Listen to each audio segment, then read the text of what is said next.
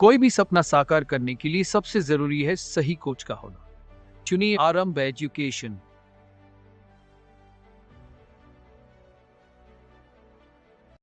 आज मैं पूरा स्तर को बताने वाला हूं, जो आपका ग्राम संगठन, उसके बाद संकुल स्तरीय संगठन, फिर क्लस्टर लेवल फेडरेशन, फिर ब्लॉक लेवल फेडरेशन, है ना। तो जितने भी स्तर होते हैं ना, किसके स्व सहायता समूह के कितने स्तरों में वो काम करता है, उसका पूरा ढांचा जो मैं आपको फ्लो चार्ट बताया था, वो अच्छे से समझाने वाला हूं आपको। वो बहुत इंपॉर्टेंट है, आपके आगामी ये वाले पेपर होने वाला है उसके पर्सपेक्टिव से बहुत ज्यादा इंपॉर्टेंट है। वो इस बार के पेपर में आ सकता है, ऐसी पूरी संभावना है। तो आप लोग अच्छे से ध्यान से समझना, कमेंट करने में ध्यान मत लगाना, पूरा फुल कंसंट्रेशन से समझो आज की क्लास को। चलो देखते हैं। यहां तक पढ़ाया था मैं। समूह में बचत दो प्रकार की होती है, एक निर्धारित बचत, एक ऐच्छिक बचत। निर्धारित बचत वो होता है जिस स्व सहायता समूह तय करता है कि इतने रुपए आपकी आय है और इसमें से इतना बचत करना है। वो सब, जैसे कि 20 रुपए आय है और समूह ने यह तय कर दिया कि भाई सब सदस्यों को 10-10 रुपए बचत करना है, तो वो हो गया निर्धारित बचत, जो फिक्स रहता है। फिक्स रहता है, वो उस पर ब्याज नहीं मिलता है। ये आपकी जिम्मेदारी है, सभी सदस्यों की जिम्मेदारी है कि इतना जो है वो जमा करेंगे ही। ठीक। दूसरा होता है ऐच्छिक बचत। ये जो होता है वो स्व सहायता समूह का सदस्य अपनी इच्छा से, अपने मर्जी से जमा करता है। तो ये वो अच्छा काम कर रहा है, मतलब स्व सहायता समूह के लिए। तो इस पे उसको क्या मिलता है, पारितोषिक समूह के रूप में ब्याज मिलता है उसका। इस पे ब्याज नहीं मिलेगा, ये उसका अपने से इच्छा है कि भाई मैं 5 रुपए एक्स्ट्रा जमा करूंगा, मैं टोटल 15 रुपए जमा करूंगा। तो ये क्या है, उसकी ऐच्छिक बचत है। इस पे उसको ब्याज मिलता है। ये क्लियर हो गया होगा, कल भी बता दिया था, एक बार और बता दिया। चलो, ऋण का लेन देन। ऋण की राशि देखो, ऋण की राशि समूह के सदस्यों द्वारा आम सहमति से तय की जाएगी। ठीक, कि कितना ऋण लेना है बैंकों से, जो रहेंगे आपको कितना ऋण लेना है, ऋण की राशि समूह के सदस्यों के द्वारा आपसी सहमति से तय की जाएगी। या तो आप बोल लीजिए, अगर स्व सहायता समूह के सदस्य भी अगर ऋण ले रहे हैं तो वो भाई डालेगा, बता देखो, जैसे कि कोई मान लो जाए कोई सदस्य है 5,000 रुपए ऋण लेना चाहता है, 5,000 रुपए, है ना। अब स्व सहायता समूह के खाते में ही 6,000 रुपए है, टोटल 6,000 रुपए। अब 1,000 रुपए बच जाएगा अगर इस सदस्य को 5,000 रुपए ऋण दे दिया तो। और अगर कोई दूसरा सदस्य भी बीमार पड़ गया तो उसको देने के लिए भी कोई, जैसे कि कोई एक व्यक्ति है जो विवाह के लिए ऋण मांग रहा है, ठीक, तो उसको 5,000 रुपए मांग रहा है, इसको 5,000 रुपए दे दिए, अब इसके पास 1,000 रुपए बचा स्व सहायता समूह के कोष में। तो दिक्कत हो जाएगा कि कोई किसी को इमरजेंसी के लिए, किसी को बीमार वगैरह पड़ गया किसी के घर में, तो अगर जरूरत पड़ गया तो उसको भी तो ऋण देना पड़ेगा। तो ये ऋण भाई बोलेगा, स्व सहायता समूह आपस में तय करेंगे कि भाई 5,000 रुपए नहीं दे सकते, इसको हम लोग एक काम करते हैं, 2,000 रुपए दे सकते हैं, आपको 2,000 रुपए दे सकते हैं, बताओ। तो आपसी सहमति से तय किया जाएगा कि भाई सदस्य को कितना ऋण देना है या बैंकों से कितना ऋण लेना है, ये भी आपसी सहमति से सदस्य लोग बैठ के तय करेंगे।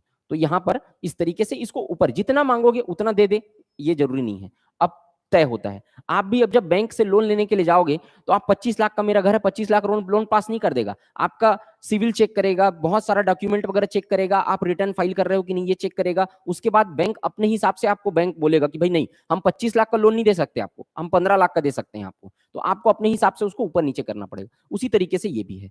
चलो, सभी सदस्यों को समान ऋण देना जरूरी नहीं है, ऋण उपलब्ध कोष के आधार पर तय किया जाएगा। यही तो मैं बताया आपको, जरूरी नहीं है कि सबको, एक को 5,000 रुपए दे दिया, एक को 2,000 रुपए दे दिया मतलब सबको 2,000 रुपए देगा, ऐसा नहीं है। जितना कोष है, मान लो 6,000 रुपए का कोष है, तो वो 6,000 के हिसाब से तय किया जाएगा कि सबको लगभग लगभग सबकी जरूरी आवश्यकताओं की पूर्ति लगभग हो जानी चाहिए। मतलब सब पैसा को एक ही आदमी को ऋण नहीं दे देंगे, तय करेंगे कि उपलब्ध कोष कितना है, वो सब के लिए लगभग लगभग हो जाना चाहिए। किसी को इमरजेंसी चीज के लिए जरूरत पड़ा तो भी उसको हम ऋण दे सके, तो उपलब्ध कोष के आधार पर ऋण जो है वो तय किया जाएगा। ठीक, ये क्लियर हो गया। समूह के पदाधिकारी कौन कौन होते हैं, समूह में ऑफिसर्स कौन कौन होते हैं, ये देख लेंगे अपन। चलो, पदाधिकारी कौन कौन होते हैं, एक अध्यक्ष होता है, एक कोषाध्यक्ष होता है और एक सचिव होता है समूह में।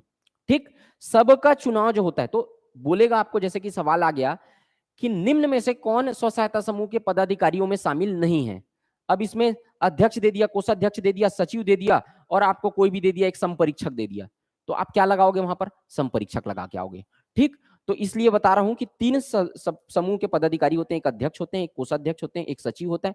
ये सारे तीनों पदाधिकारी जो होते हैं, समूह के सदस्य, मीटिंग जब होता है ना, समूह की मीटिंग होती है, तो उसमें सदस्य अपने बीच से इन तीनों का चुनाव करते हैं। कैसे करते हैं, लोकतांत्रिक तरीके से करते हैं। मतलब अपने बीच से मेजोरिटी से अध्यक्ष पद के लिए कौन खड़ा होना चाहता है, तो 3 लोग जैसे अध्यक्ष पद के लिए खड़े हो गए, तो अध्यक्ष पद के लिए खड़े होने के बाद उसको वोट डालेंगे और आपसी सहमति से तय करेंगे कि इसको अध्यक्ष बनाना है। जो ज्यादा वोट, जिसको ज्यादा लोग चाहते हैं कि ये अध्यक्ष बने, वो अध्यक्ष बन जाएगा। जिसको ज्यादा लोग चाहते हैं वैसी कोषाध्यक्ष का चुनाव होगा, कोषाध्यक्ष बन जाएगा, और वैसी एक व्यक्ति जो है सचिव बन जाएगा। इसके क्या काम होते हैं मैं सब बताऊंगा आपको, अभी बस ध्यान से सुनो। तो लोकतांत्रिक तरीके से चुनाव होता है, ठीक है, कोई नियुक्ति वगैरह नहीं होती है। अगर आपको स्टेटमेंट में दे दिया कि पदाधिकारियों की नियुक्ति होती है तो वो स्टेटमेंट गलत हो जाएगा। पदाधिकारियों को मनोनीत होते हैं, गलत हो जाएगा। मनोनीत नहीं होते, चुनते हैं, लोकतांत्रिक तरीके से उनका चुनाव होता है। तो इस तरीके से आपको घुमा घुमा के सवाल दे सकता है। मैं आपको टॉपिक को बताने के साथ साथ ये भी बता रहा हूं कि किस तरीके से सवाल इसमें घुमा के पूछ सकता है आपको, चाहे वो हमारे टेस्ट सीरीज में देख लो आप, चाहे वो आप देख लो कि पेपर में हो, इसी तरीके से घुमा घुमा के आपको सवाल पूछेगा। चलो आगे देखते हैं।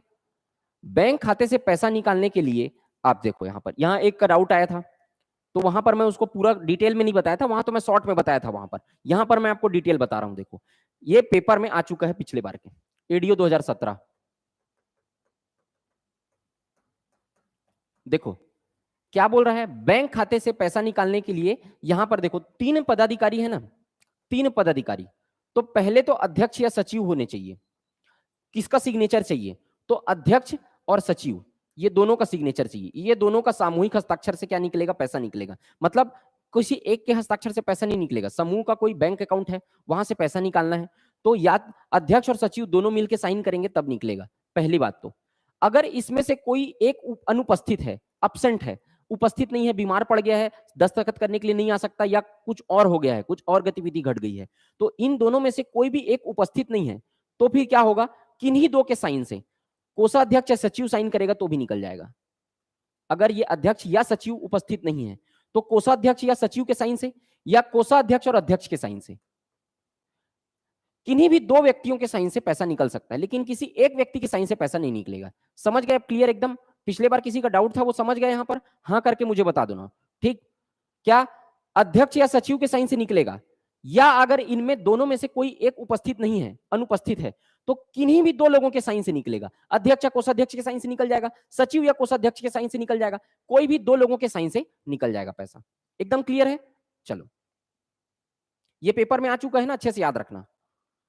चक्री बदलाव प्रत्येक 2 वर्ष में। किसका चक्री बदलाव, ये जो पदाधिकारी हैं उनका हर 2 वर्ष में बदलाव होता है। जैसे कि भाई देखो, विधायक जो होते हैं वो 5 साल में फिर से चुनाव होता है कि नहीं विधायक का, तो क्या बोल सकते हो आप, रोटेशन पॉलिसी। हर 5 साल में हम विधायक को फिर से वोट देते हैं, फिर से चुनते हैं। उसी तरीके से ये पदाधिकारी जो होते हैं उसको हर 2 साल में क्या है, फिर से चुना जाता है। 2 साल में फिर, मैं क्या बोला, लोकतांत्रिक तरीके से चुनाव होता है, हर 2-2 साल में चुनाव होते रहता है। ये तीनों जो रहेंगे 2-2 साल में बदलते रहेंगे। ठीक है, चलो ये चक्री बदलाव का मतलब यही होता है ना, जो को दिक्कत होगा ना, जब प्रिंट आउट निकालोगे आप नोट्स का, वहां पे बगल में पेंसिल में या पेन में लिख लेना चक्री बदलाव का मतलब क्या होता है। तो हर 2-2 साल में चेंज होते रहते हैं, इसीलिए इसको कहा जाता है रोटेशन पॉलिसी, चक्री बदलाव।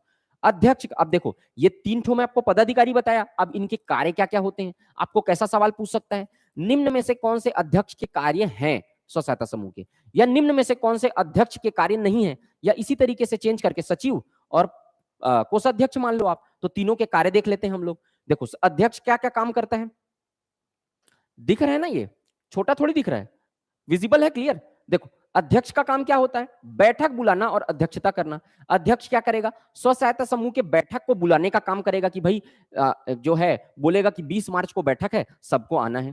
ठीक, तो यहां पर अध्यक्ष का काम क्या है, बैठक बुलाना और उसकी अध्यक्षता करना।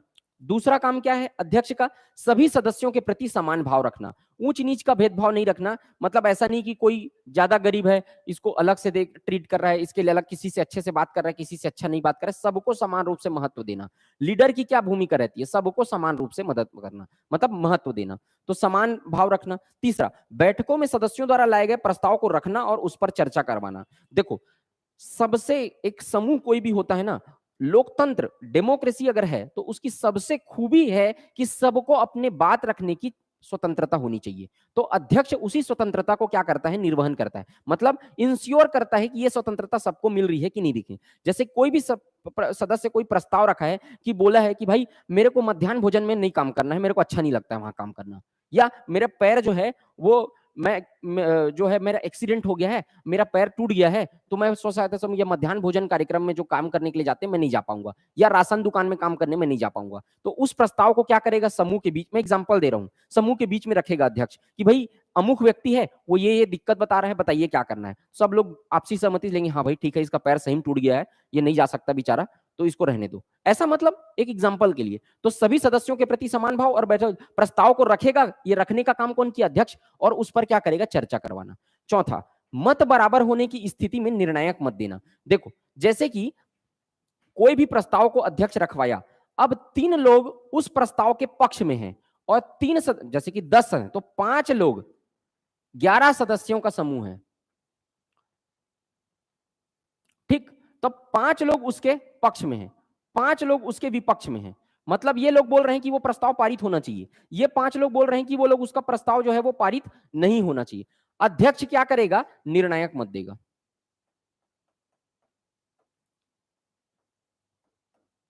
सॉरी, ये 4-4 मान लो, अब जैसे 10 लोग हैं, 10 लोग हैं, तो 4 लोग उसके पक्ष में हैं और सॉरी जैसे 11 ही है ना, 11, जैसे 11 मानेंगे तो 5 लोग उसके पक्ष में हैं, ठीक है, 5 लोग विपक्ष में हैं, तो एक निर्णायक मत। अब अध्यक्ष का जो क्या हो गया, वो निर्णायक मत देगा कि भाई पक्ष में, अब अध्यक्ष अगर कहीं इस साइड के आ गया तो प्रस्ताव पारित हो जाएगा, अध्यक्ष अगर नहीं बोल दिया तो प्रस्ताव पारित नहीं होगा।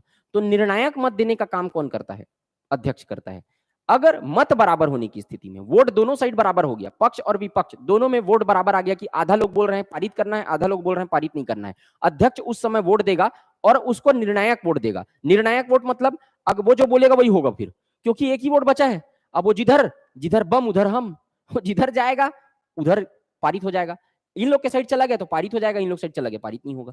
चलो, सदस्यों की उपस्थिति पर ध्यान देना कि भाई सदस्य जो है वो आ रहे हैं कि नहीं आ रहे हैं। जैसे कि कोई टीचर होता है क्लासरूम में, क्या करता है टीचर कि सब लोग आ रहे हैं कि स्टूडेंट नहीं आ रहे हैं, ध्यान देना। कोई स्टूडेंट लगातार नहीं आ रहा है तो उसको चमकाना कि भाई क्यों नहीं आ रहे हो, तुम पूछना उससे। तो उसी तरीके से अध्यक्ष क्या करता है, सब सदस्यों को उपस्थिति पर ध्यान देता है कि वो लोग आ रहे हैं कि नहीं आ रहे हैं, प्रॉपर उपस्थिति 80-90% है कि नहीं, तो ऋण भी तो नहीं मिलेगा वो लोग को, तो वे सब चीज को बताना और ध्यान देना। आपसी झगड़ों को आम सहमति से सुलझाना।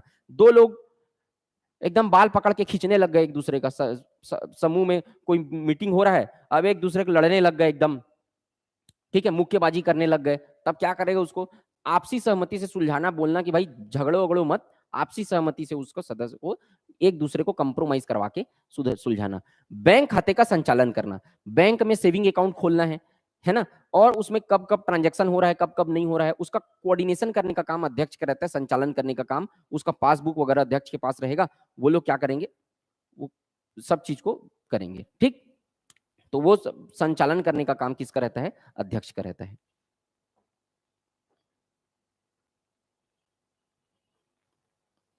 सचिव के कार्य क्या रहते हैं, समूह के दस्तावेज की देखरेख करना। सचिव क्या करेगा, जैसे ग्राम सभा का भी सचिव रहता है, पढ़े हो कि नहीं, पंचायती राज तो पढ़ लिए हो आप लोग, तो ग्राम सभा का सचिव रहता है, वो क्या करता है, वो भी वही काम करने का, ऑडिट करने, मतलब सभा का सम्मेलन होता है तो क्या करता है, वो लिखता है उसको। तो समूह के दस्तावेज की देखरेख करना, जो समूह का रजिस्टर रहता है उसमें सबका अटेंडेंस लिखा रहता है, उसमें कितने लोग ऋण लिए हैं, कितने लोग नहीं लिए हैं, कितने लोग पैसा वापिस किए हैं, कितने लोग नहीं किए हैं, वो सारा चीज उस रजिस्टर में मेंटेन रहता है। तो उसी दस्तावेज की देखरेख करता है सचिव कि भाई ये प्रॉपर मेंटेन है कि नहीं। बैठक की कार्यवाही को लिखना, बैठक में जो भी निर्णय लिया गया, जो भी प्रस्ताव लाया गया, कौन सा पारित हुआ, कौन सा नहीं हुआ, किस पे क्या डिसीजन लाया गया, ये सब लिखते हैं। बैंक खाते का संचालन करना, इसका भी काम रहता है कि बैंक खाते का संचालन करने, जो अध्यक्ष रहते हैं और सचिव दोनों मिलकर बैंक खाते का क्या करते हैं, संचालन करते हैं, ठीक। कोषाध्यक्ष का कार्य क्या होता है, कोषाध्यक्ष का काम क्या होता है, समूह के पैसे का हिसाब किताब रखना। देखो समूह के पैसे का हिसाब किताब रखना, वो क्या करता है, देखो सचिव का काम क्या रहता है, जो भी बुलाया गया है सम्मेलन, उसमें क्या प्रस्ताव लाया गया है, क्या प्रस्ताव पारित हुआ है, क्या नहीं हुआ है, वो सब चीज को लिखना किसका काम, सचिव का काम। समूह के पैसे किसको गए हैं, किसको नहीं गए हैं, कितना पैसा किसको ये हुआ है, वो सब लिखने का काम, पैसे कौड़ी को लिखने का जो भी काम रहता है वो कोषाध्यक्ष करता है। ऋण की किस्तों को जमा लेना, ऋण की किस्तों को जमा लेना, है ना, मतलब कौन सा सदस्य कितना ऋण लिया है और ऋण लेने के बाद वो कितना पैसा जमा कर रहा है कि नहीं, और नहीं कर रहा है तो उसको बोलना कि भाई तुम्हारा किस्त का टाइम हो गया है, तुम जमा करो पैसे को। ये बोलने का काम किसका रहता है, कोषाध्यक्ष का। बैंक में पैसा जमा करना, बैंक से जो ऋण लिए हैं उसको भी इंस्टॉलमेंट के रूप में जो आपको पटाना है उसको भी जमा करने का काम कोषाध्यक्ष करता है। या जो स्व सहायता समूह के सदस्य हैं वो कोई बैंक में नहीं जमा कर सकता है तो उसके पैसे को भी कोषाध्यक्ष जो रहता है वो ऑडिटर का मतलब ऑडिटर होता है, मतलब है ना। ये सब चीज को क्या करता है, वो पैसे से लेन देन से संबंधित जो भी चीजें हैं वो कोषाध्यक्ष करेगा। जो लिखने वाला काम है प्रस्ताव से संबंधित वो सबको कौन लिखेगा, सचिव लिखेगा। बैंक खाते का संचालन ये वही हो गया, बैंक खाते को कैसे संचालन करना है वो सब चीज ये देखता है। तो इसमें कुछ कुछ चीजें जो है ना वो कॉमन दिखेंगी आपको, जैसे कि बैंक खाते का संचालन करना वो कॉमन दिख रहा है आपको, तो तीनों मिलके करते हैं, तीनों पदाधिकारी है ना, तो वो तो जो कॉमन चीजें हैं ना वो लगभग लगभग आपको नहीं देगी, आएगी तो विलोपित हो जाएगा, लेकिन तीनों मिलके करते हैं। जो कॉमन चीजें अगर आपको कुछ दिख रही कि भाई ये भी करता है, ये भी करता है, ये भी करता है, तो तीनों मिलके करते हैं, इसलिए तीनों में डाला हूं मैं, ठीक। और जो इंडिविजुअल लिख रहा है वो दिख रहा है वो आप इंडिविजुअल करते हैं। क्लियर है एकदम, कोई दिक्कत नहीं है यहां तक।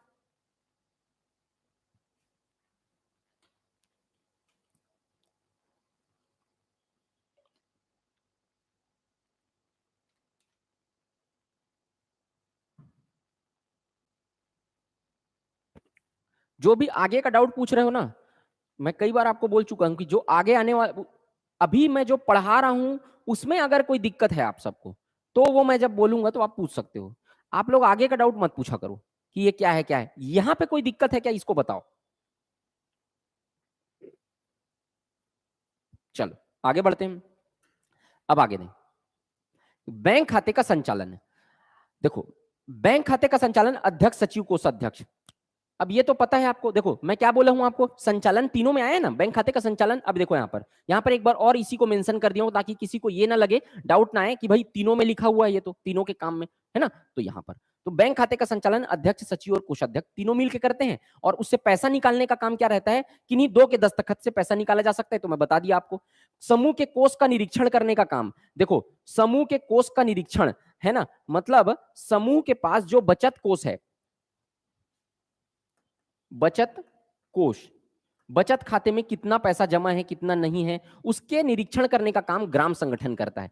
ग्राम संगठन क्या है ये मैं आपको जस्ट इसके बाद 5 मिनट 10 मिनट वेट कर लो, उसके बाद मैं आपको पूरा समझाऊंगा ग्राम संगठन क्या होता है, ठीक। तो ग्राम संगठन इसके ऊपर होता है, मतलब अभी एक छोटा सा बता रहा हूं कि यहां पर 5 से 25 स्व सहायता समूह को मिलाकर एक जो है एक गांव के अंतर्गत आने वाले 5 से 25 स्व सहायता समूह को अगर मिला दोगे आप तो एक ग्राम संगठन बन जाता है, ठीक है। तो उसको मिलाकर ग्राम संगठन बनता है, इसको डिटेल में पूरा बताऊंगा। तो अब ग्राम संगठन क्या करेगा, स्व सहायता समूह के कोष का निरीक्षण करेगा कि भाई ये जितना पैसा ये लोग बोल रहे हैं उतना जमा है ये लोग की में नहीं है, प्रॉपर ये लोग का ऋण का लेन देन हो रहा है कि नहीं हो रहा है, ये सब चीज देखने का काम। तो आपको अगर डायरेक्ट पूछे कि ग्राम संगठन के कोष का निरीक्षण कौन करता है, तो ग्राम संगठन द्वारा करता है समूह के, ठीक। नियमावली में संशोधन करने का काम, कोई भी देखो पंचायत का जैसे जैसे को स्व सहायता समूह के नियम है कि भाई दंड कितना दिया जाएगा, और भी बहुत सारे नियम है जो मैं पूरा बताते आ रहा हूं आप लोगों को। तो उसको निर्धारण है ना नियमावली में, उसके नियम में कोई संशोधन करना है, भाई हमारा अपना स्व सहायता समूह है, उसके नियम बने हुए हैं पहले से, अपने नियम पहले से तैयार करवा दिए रहते हैं वो लोग। नियम में अगर कोई संशोधन करना है तो कितने बहुमत से होगा, तो देखो सबसे पहले तो सर्वसम्मति से होगा, है ना, मेजोरिटी से होगा, ठीक। दूसरा समूह के कुल सदस्य के 2/3 बहुमत से, है ना, 2/3 बहुमत अगर पूछ दिया आपको तो बहुमत कितना होना चाहिए, समूह के कुल सदस्य के 2/3, मतलब अगर समूह में कितने सदस्य हैं, 15 सदस्य हैं, तो 15 सदस्य मीटिंग में आएंगे। और अगर संशोधन करना है तो संशोधन अगर करना है जैसे कि 1% जो है, मान लो जाए दंड अगर 1% है तो इस दंड की राशि को अगर 3% करना है तो क्या करेंगे, सब लोग बैठेंगे एक साथ, उसमें से अगर कहीं बोल दिए कि हाँ दंड की राशि 3% करना है, अब बताइए कितने लोग सहमत हैं। तो अगर इसमें 15 सदस्य हैं तो 2/3 मतलब 3 पंचे 15 तो 5 दूनी 10, अगर 10 सदस्य लोग बोल दिए कि हाँ इसकी एग्जांपल दे रहा हूं, इसकी राशि को अगर कहीं बढ़ाना है करके 10 सदस्य लोग मान गए कुल सदस्य का 2/3, तो फिर वो परिवर्तन हो जाएगा, वो दंड की राशि जितना तय करेंगे उतना हो जाएगा, 3% हो जाएगा। तो समूह के कुल सदस्य 2/3 बहुमत से क्या होता है, नियमावली में संशोधन हो सकता है। ऐसी कोई भी नियमावली में संशोधन करना है तो 2/3 बहुमत से होगा। समूह का विघटन, देखो समूह का विघटन कुल देनदारियों को देने के बाद समूह के 2/3 बहुमत से इसका विघटन हो जाएगा। जैसे कि स्व सहायता समूह को लग रहा है कि अब स्व सहायता समूह को चला पाना जो रहता है वो पॉसिबल नहीं है। क्यों? क्योंकि समूह के सदस्य जो रहते हैं वो समान रूप से भागीदारी नहीं निभा रहे हैं। मतलब इन लोग पंचसूत्र का पालन नहीं कर पा रहा है समूह, उपस्थिति है नहीं, तो अटेंडेंस अगर नहीं है तो सीधी सी बात है आपको बैंक से लोन नहीं मिलेगा। ऋण की राशि हम दे नहीं पा रहे हैं, बचत खाते में लोग प्रॉपर जमा कर नहीं रहे हैं। तो अब अगर समूह को ये अब हो जाता है कि भाई हम लोग क्या कर सकते हैं, अब हम लोग स्व सहायता समूह को चलाया नहीं जा सकता है। तब क्या होगा, उसका विघटन होगा, मतलब कैंसल, स्व सहायता समूह डिमोलिश हो जाएगी, है ना। तो कैसे होगी, तो कुल देनदारियों को देने के बाद, मतलब बैंक का जो भी लोन लिया हुआ है स्व सहायता समूह, उस पूरे लोन को वापिस करने के बाद समूह के सदस्य, मान लो जाए 15 सदस्य हैं, तो उसी तरीके से 2/3 बहुमत, 2/3 लोग अगर 15 सदस्य हैं तो 15 गुणित 2/3 कर दो, मतलब 10 सदस्य अगर बहुमत में वोट दे देते हैं, वोट देते हैं कि भाई हाँ ठीक है ये समूह को अभी कैंसल विघटन करना चाहिए करके, तो समूह विघटित हो जाएगा। तो सीधा सीधा एक लाइन में सवाल आ सकता है, ये सारे से ये सारे को मिला के एक तो अब कथन करने वाला भी सवाल बनाया जा सकता है। तो विघटन कैसे होगा, सारे जो बैंक के देनदारी है, जो भी कर्जा लिए हैं बैंक से, जो भी ऋण लिए हैं बैंक से, उसको चुकाने के बाद समूह के सदस्यों के 2/3 बहुमत से अगर प्रस्ताव पारित कर दिया कि विघटन करना है करके, तो विघटित हो जाए। क्लियर यहां तक? इसमें से किसी को कोई डाउट है? चलो, इसमें से किसी को अभी तक ये वाला जो पढ़ाया हूं उसमें से किसी को कोई प्रॉब्लम है कि?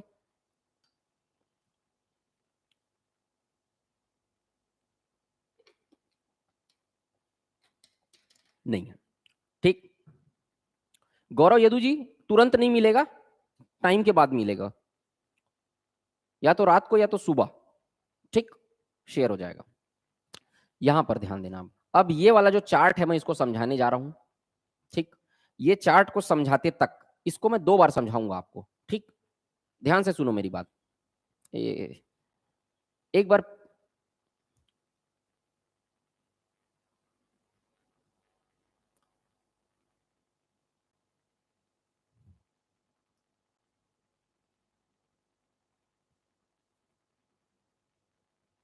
प्रांजल चंद्राकर जी, स्व सहायता समूह के अध्यक्ष, सचिव, कोषाध्यक्ष का चुनाव एसएचजी के ही ऊपर डिपेंड करता है, किसको बनाना है किसको नहीं बनाना है, ये स्व सहायता समूह स्वयं निर्धारित करेगी आपसी सहमति से, ठीक है।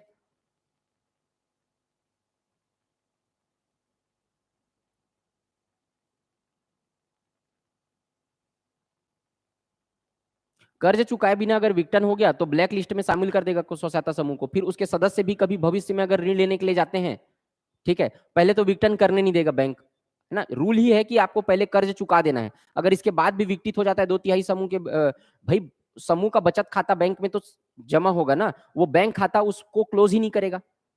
समूह का जो खाता है वो बैंक में ही तो जमा रहेगा, तो बैंक के ऋण को जब तक नहीं चुकाएगा तब तक बैंक उस खाते को कैंसिल ही नहीं करेगा, पासबुक को कैंसिल ही नहीं करेगा, ठीक है। कौन पूछा था ये सवाल, साक्षी जी, क्लियर है? चलिए,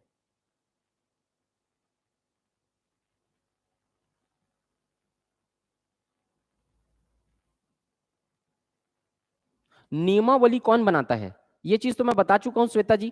नियमावली देखो, एक तो गवर्नमेंट का रूल है, ठीक है, गवर्नमेंट का रूल है कि कुछ कुछ चीजें तो गवर्नमेंट बताई है कि भाई स्व सहायता समूह ऐसे होने चाहिए, इतना फेडरेशन होना, इतना लेयर होता है, ऐसे ऐसे होना चाहिए। लेकिन आंतरिक जो अपना जो 10 से 20 वाले स्व सहायता समूह होते हैं वो अपने बीच का नियम स्वयं बना सकते हैं, ठीक है। जो कुछ रूल है जो गवर्नमेंट द्वारा तय है, और कुछ ज्यादातर रूल जो है वो अपने 10 से 20 वाले, अगर अभी तो मैं 10 से 20 वाला ही पढ़ा रहा हूं, 20 से ज्यादा वाले तो पढ़ाया नहीं हूं, तो 10 से 20 वाले स्व सहायता समूह अपना नियम खुद बनाते हैं, ठीक है। श्वेता श्वेता जी,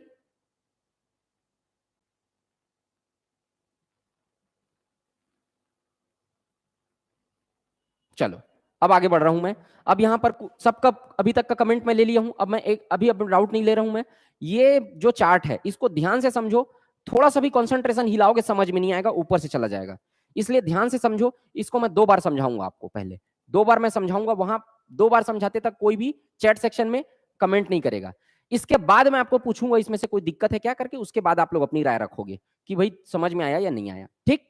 इसको पहले मुझे ध्यान से अच्छे से समझो, समझाने दो। पहले ये बताओ कि ये दिख रहा है कि नहीं, ये विजिबल है, प्रॉपर हर चीज दिख रहा है, क्योंकि एक बार में मेरे को लेना पड़ेगा इसको।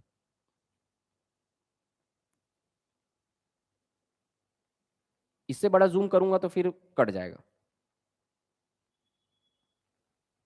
चलो, ये दिख रहा है क्या क्या लिखा हुआ है, दिख रहा है कि नहीं?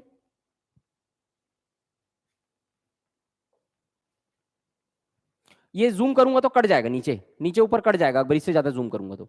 यहां तक देखो आप अपने स्क्रीन को, जो मोबाइल स्क्रीन है उसको जूम करो, किसी को कोई दिक्कत हो रहा है तो अब क्लियर दिख रहा है, जिसको नहीं दिख रहा है वो मोबाइल स्क्रीन को जूम करो अब अपना।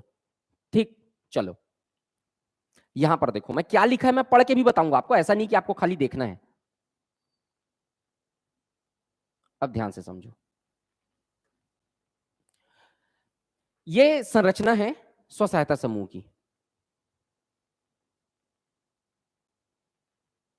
चलो, तो यहां पर कितने लेयर होते हैं मैं आपको बताता हूं। देखो, पूरे स्व सहायता समूह की संरचना है, ये संगठन की संरचना है। कितने लेयर में स्व सहायता समूह से मिलकर ग्राम संगठन बनेगा, ग्राम संगठन से मिलकर संकुल स्तरीय संगठन, संकुल स्तरीय संगठन से मिलकर ब्लॉक संगठन, ब्लॉक संगठन से मिलकर जिला संगठन।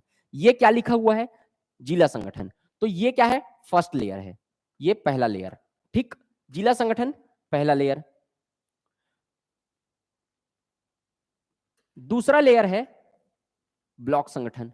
ठीक, तीसरा लेयर है क्लस्टर लेवल फेडरेशन। ये पूरा मिला के तीसरा लेयर है। ठीक, ध्यान से समझना है, ये तीसरा लेयर है, तीसरा। और ये संकुल स्तरीय संगठन, ये पूरा संकुल स्तरीय संगठन है ना। और संकुल स्तरीय संगठन के नीचे ये ग्राम संगठन है, ग्राम संगठन। तो ग्राम संगठन कितना सारा है, ये वाला पूरा जो है वो ग्राम संगठन है। ये जो है वो कितना है, चौथा ग्राम संगठन। और उसके नीचे ये पांचवा होता है स्व सहायता समूह। तो 5 लेयर में मैं इसको डिवाइड कर दिया हूं। ठीक, तो 5 लेयर में मैं इसको डिवाइड कर दिया हूं। पहला डिस्ट्रिक्ट लेवल फेडरेशन, डीएलएफ लिखा है डब्बा में, क्या लिखा है, डीएलएफ, डिस्ट्रिक्ट लेवल फेडरेशन। मैं बोल बोल के बता रहा हूं, जिसको नहीं दिख रहा है वो समझ लो। डीएलएफ, डिस्ट्रिक्ट लेवल फेडरेशन, इसका मतलब होता है जिला संगठन। उसके नीचे क्या आता है, blocks, block level federation, BLF मतलब ब्लॉक संगठन। उसके नीचे क्या आता है, CLF, cluster level federation. Cluster को क्या बोलते हैं, हिंदी में संकुल बोलते हैं। ठीक है, तो क्लस्टर लेवल फेडरेशन। तो सीएलएफ जो तीसरा लेयर है, एक लेयर जिला संगठन, दूसरा लेयर ब्लॉक संगठन, तीसरा लेयर जो है वो सीएलएफ है, यानी क्लस्टर लेवल फेडरेशन। मतलब तीसरे लेयर को बोला जाता है संकुल स्तरीय संगठन।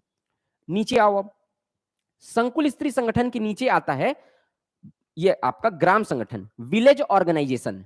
ग्राम संगठन यानी गांव स्तर का जो संगठन रहता है वो गांव संगठन। तो यहां पर आप देखेंगे चौथे लेयर पे है गांव ग्राम संगठन। ठीक, इसके बारे में पूरा अपन देखेंगे अभी। और उसके नीचे आता है स्व सहायता समूह। तो ये जो है ये जो देखेंगे आप, स्व सहायता समूह है। ठीक, अब अपन नीचे से आगे बढ़ेंगे।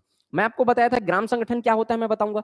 तो सबसे पहले रूट लेवल से आगे बढ़ते हैं, मतलब जड़ से आगे बढ़ते हैं हम लोग। तो देखो, सबसे पहले ये जो छोटा छोटा मुंडी दिख रहा होगा आप लोग को, ये छोटा छोटा, ये छोटे छोटे लोग जो दिख रहे हैं वो क्या है, स्व सहायता समूह के सदस्य हैं। क्या है, स्व सहायता समूह के सदस्य हैं। तो एक स्व सहायता समूह में कितने सदस्य होते हैं, मिनिमम 10, मैक्सिमम 20, है ना। तो 10 से 20 समय, तो मैं मान लेता हूं कि 10 सदस्यों का एक स्व सहायता समूह है। तो ये 10 सदस्यों का एक स्व सहायता समूह है, ये 10 सदस्यों का दूसरा स्व सहायता समूह है, ये तीसरा, ये चौथा, ये पांचवा। ये क्या है, अलग अलग स्व सहायता समूह है जो मैं यहां पर बनाया हूं। हर समूह स्व सहायता समूह में सदस्यों की संख्या कितनी है, 10 है। ठीक, ये मान लिए आप। अब देखो, ग्राम संगठन क्या होता है, एक गांव के अंदर आने वाले 5 से लेकर 25 स्व सहायता समूह का संगठन। अब क्या होता है, देखो, अगर अलग अलग स्व सहायता समूह है, अब यहां पर उनको अपनी बात सरकार तक पहुंचानी है, या संकुल स्तरीय संगठन तक पहुंचाना है, या ब्लॉक लेवल फेडरेशन तक पहुंचाना है, या डिस्ट्रिक्ट लेवल जिला संगठन तक पहुंचाना है, तो अलग अलग स्व सहायता समूह अपनी मांगों को लेकर ऊपर जाएंगे तो कोई नहीं सुनेगा उनकी।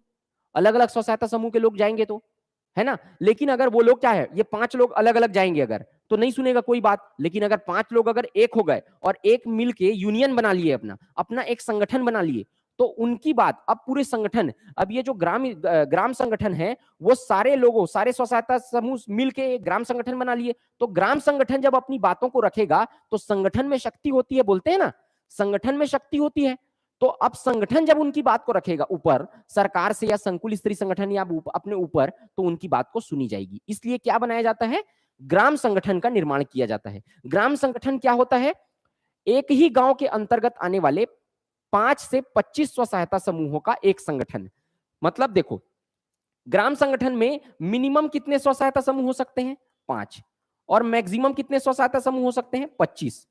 तो जैसे कि मान लेते हैं 10 स्व सहायता समूह है अगर, तो 10 स्व सहायता समूह मिलके एक ठो ग्राम संगठन बना लेंगे।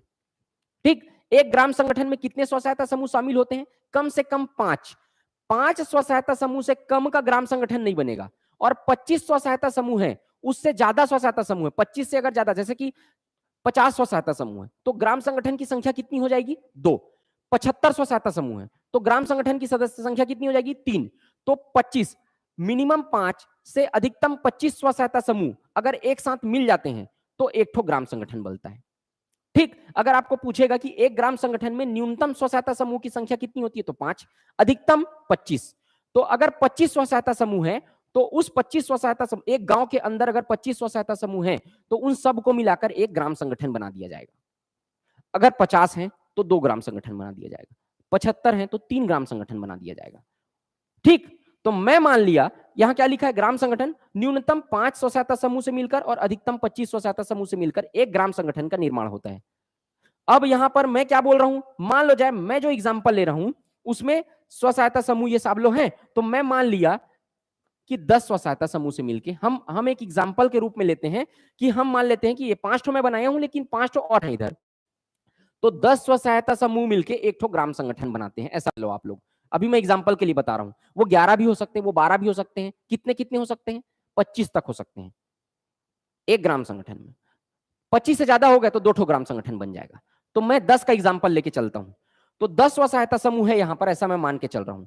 अब हर स्व सहायता समूह का एक अध्यक्ष होगा कि नहीं होगा? हर स्व सहायता समूह का एक अध्यक्ष होगा। तो एक तो पीला मुंडी बना हुआ देख रहे हो, बड़ा बड़ा ये पीला मुंडी, ये एक एक अध्यक्ष है। ये स्व सहायता समूह का ये अध्यक्ष है, ये स्व सहायता समूह का ये अध्यक्ष है, इसका ये है, इसका ये है, इसका ये है। ऐसी 10 स्व सहायता समूह है। टोटल स्व सहायता समूह 10 स्व सहायता समूह मिला के कितने सदस्य हो गए? एक स्व सहायता समूह में कितने सदस्य हैं बोला था? 10। तो 10 स्व सहायता समूह में 100 सदस्य हो गए। तो टोटल 10 स्व सहायता समूह मिला के एक ग्राम संगठन का निर्माण किए हैं।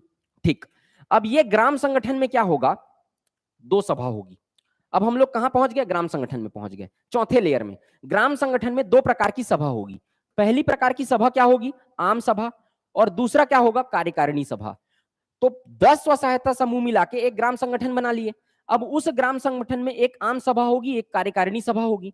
तो ग्राम संगठन की आम सभा में कौन कौन शामिल होगा और कार्यकारिणी सभा में कौन कौन शामिल होगा, ये मैं बता रहा हूं आप लोगों को। आम सभा में कौन कौन शामिल होगा?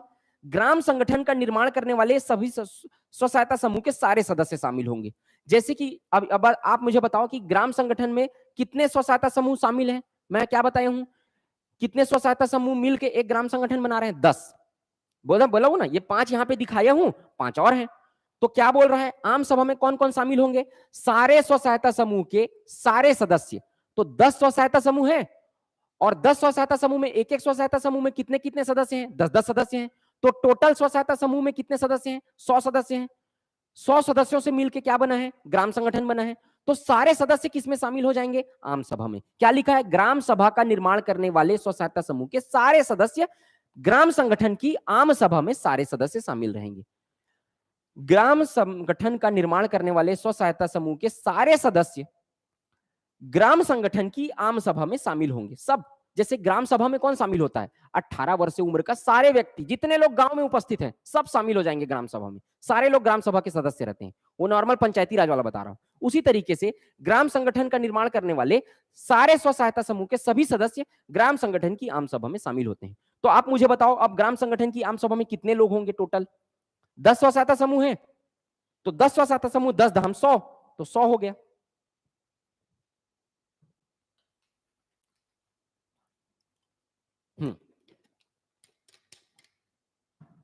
तो आम सभा में, ग्राम संगठन की आम सभा में कितने सदस्य रहेंगे? अगर 10 स्व सहायता समूह है तो 100 सदस्य। 11 स्व सहायता समूह रहता तो कितने रहते? 110। 12 स्व सहायता समूह का एक ग्राम संगठन होता तो 120। तो सारे लोग आम सभा में शामिल होते हैं। अब आ गए आप, दूसरी सभा क्या होती है? कार्यकारिणी सभा। कार्यकारिणी सभा में कौन शामिल होगा? ये सारे लोग ग्राम संगठन के भीतर आने वाले स्व सहायता समूह के अध्यक्ष।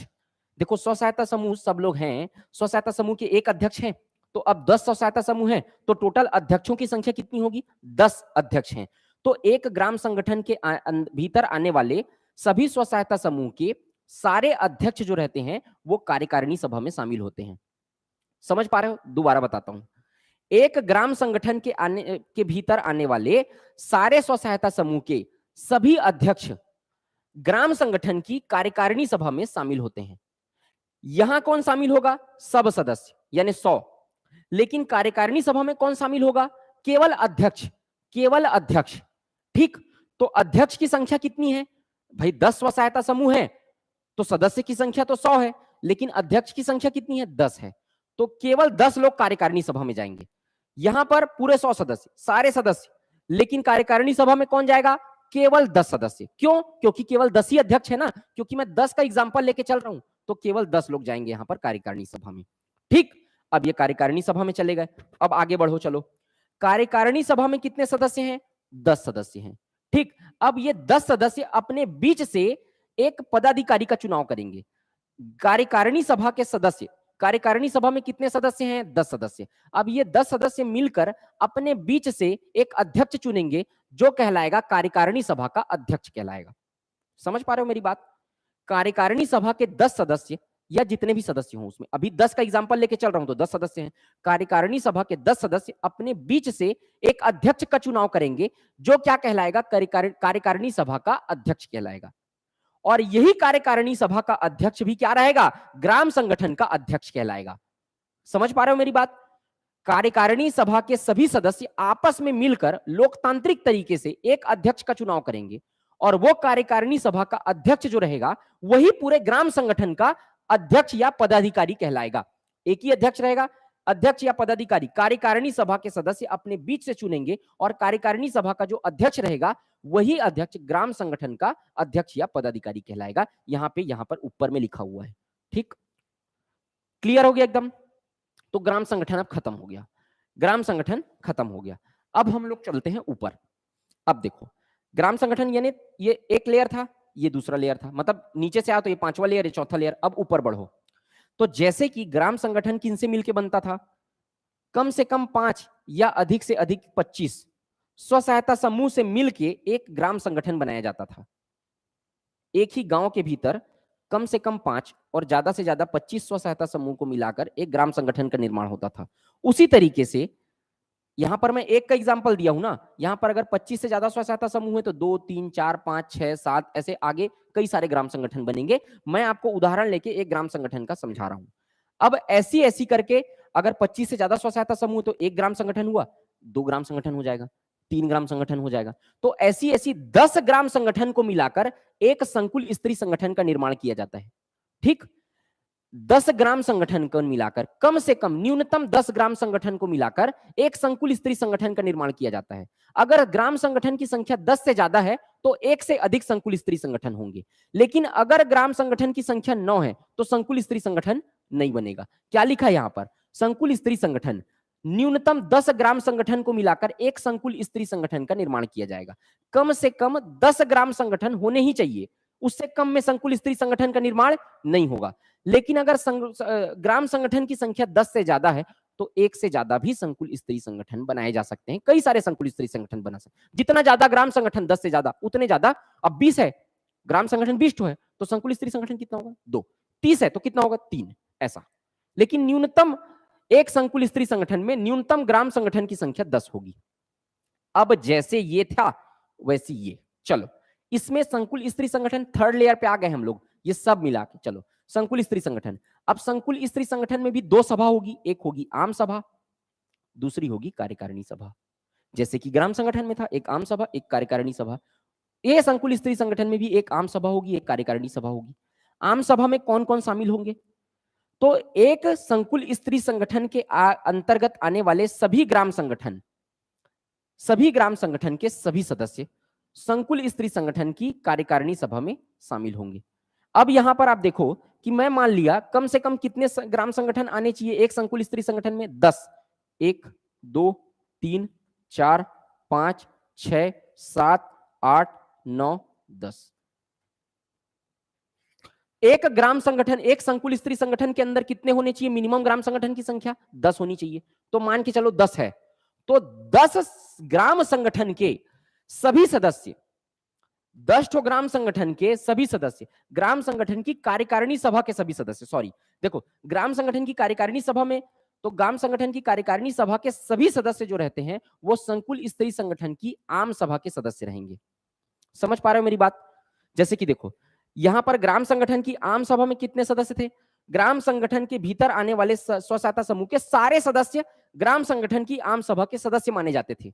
उसी तरीके से संकुल स्तरीय संगठन की आम सभा के सदस्य कौन होंगे? एक संकुल स्तरीय संगठन के भीतर आने वाले सभी ग्राम संगठन के कार्यकारिणी सभा के सभी सदस्य। तो कार्यकारिणी सभा में कौन शामिल था भाई? एक अध्यक्ष और सदस्य। ठीक, तो ये कार्यकारिणी सभा में कौन? आम सभा के जो अध्यक्ष थे, मतलब स्व सहायता समूह के अध्यक्ष शामिल थे ना इसमें। तो कार्यकारिणी सभा के जो सदस्य थे वो सभी जो कार्यकारिणी सभा के सारे सदस्य आम सभा के सदस्य कहलाएंगे। ग्राम संगठन की कार्यकारिणी सभा के सभी सदस्य, ये कार्यकारिणी सभा में जो सदस्य थे ना, अब एक एक का बताया हूं, ऐसी ऐसी 10 सदस्य, ऐसी ऐसी क्या 10 ग्राम संगठन होंगे। तो 10 ग्राम संगठन की कार्यकारिणी सभा के सभी सदस्य जो रहेंगे वो आम सभा के सदस्य कहलाएंगे, संकुल स्तरीय संगठन की। तो अब कितने गिन लेते हैं। यहां पर देखो जैसे कि ये कितने सदस्य शामिल थे, यहां पर कितने गिने थे हम लोग कार्यकारिणी सभा के सदस्य? 10 में एक को अध्यक्ष चुन दिए वो लोग, और 9 कितने हो गए? सदस्य हो गए। 10 में एक अध्यक्ष हो गए और 9 कितने हो गए? सदस्य हो गए। भाई 10 लोग शामिल है ना एक ग्राम संगठन में, वैसी 10 होना चाहिए तब तो एक संकुल स्तरीय संगठन बनेगा। तो हर 10-10 में कौन कौन शामिल होंगे? एक अध्यक्ष होगा, एक सदस्य होगा। 10 ये 10 ग्राम संगठन बना दिया। देखो यहाँ पे मैं 10 क्या बनाया हूँ? ग्राम संगठन। मिनिमम 10 ही होना चाहिए तभी तो संकुल स्तरीय संगठन बनेगा। तो 10 में एक अध्यक्ष है, एक सदस्य है, एक अध्यक्ष है, एक सदस्य है, सब में एक अध्यक्ष है, 9 सदस्य हैं, क्योंकि 10-10 शामिल है ना, 10 का एग्जांपल ले रहे हैं। एक अध्यक्ष 9 सदस्य शामिल है। तो अब ये सब लोग मिलके, अध्यक्ष और सदस्य सबको मिला दिए कार्यकारिणी सभा के, तो सब मिलके क्या बनाएंगे? संकुल स्तरीय संगठन की आम सभा बनाएंगे। सब लोग शामिल होंगे उसमें। तो संकुल स्तरीय संगठन की आम सभा में कितने सदस्य होते हैं? तो अगर 10 का एग्जांपल ले रहे हैं तो एक अध्यक्ष और 9 सदस्य, एक अध्यक्ष 9 सदस्य, एक अध्यक्ष 9 सदस्य, एक अध्यक्ष 9 सदस्य, ऐसी 10 को ऐड कर दो तो यहां बन जाएगा संकुल स्तरीय संगठन की आम सभा बन जाएगी। सारे को कार्यकारिणी सभा के सारे सदस्यों को शामिल करके संकुल स्तरीय संगठन की आम सभा बनाई जाती है।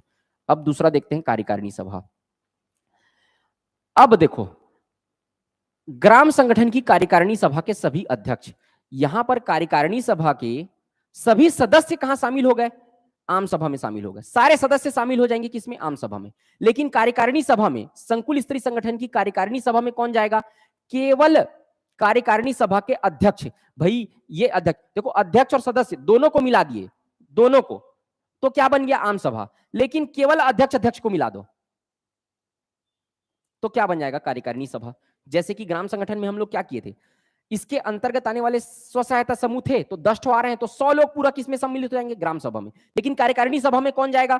ये 10 पीला मुंडी लोग जाएंगे। मतलब इन 2 स्व सहायता समूह हैं उसके जो अध्यक्ष लोग हैं ना, वो अध्यक्ष लोग बस किसमें जाएंगे? कार्यकारिणी सभा में। 10 लोग बस जाएंगे। उसी तरीके से यहां है, बस लेयर का चेंज हो जा रहा है बाकी सबसे। आम सभा में जो एक संकुल स्तरीय संगठन के भीतर आने वाले सभी ग्राम संगठन के कार्यकारिणी सभा के सभी सदस्य आम सभा में शामिल होंगे, लेकिन संकुल स्तरीय संगठन की कार्यकारिणी सभा में केवल अध्यक्ष शामिल होंगे। सारे सदस्य शामिल नहीं होंगे इसमें, सारे सदस्य इसमें, लेकिन इसमें केवल कौन जाएगा? कौन जाएगा? अध्यक्ष लोग बस जाएंगे इसमें। ठीक, पानी पी लूं मैं एक बार।